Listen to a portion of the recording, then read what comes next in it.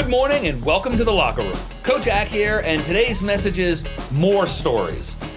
I had an interesting experience recently that I had to share here, and it takes a different direction than the last time I talked about the stories we tell ourselves.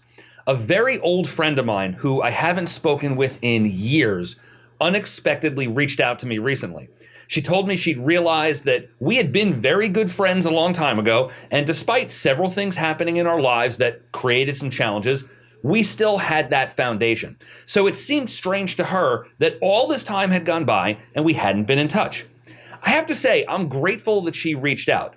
What makes the whole thing even stranger is that we live in the same town, but whatever we've imagined about the other person over the years has kept us from even talking. It's weird sometimes how we let things grow and become twisted in our own minds to the point that we forget the important things, like relationships. People are too important not to give them a fair shake, especially when you've been friends or worked closely together in the past. We often tell ourselves stories to feel better, but often we tell stories to keep ourselves at a distance from other people. We're complicated as human beings. We can convince ourselves of some really strange things.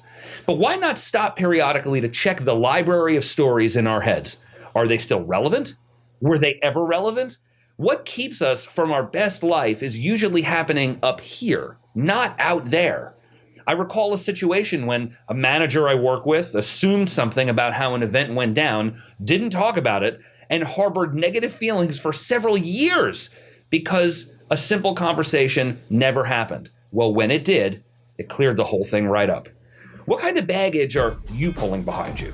Sometimes we just need to ask ourselves what brought us to this place, and then make new decisions and tell ourselves some new stories. Let's start today, because when we do, we get to live our very best life. Thanks for joining me in the locker room today, guys. We'll see you next time. Make it an amazing day.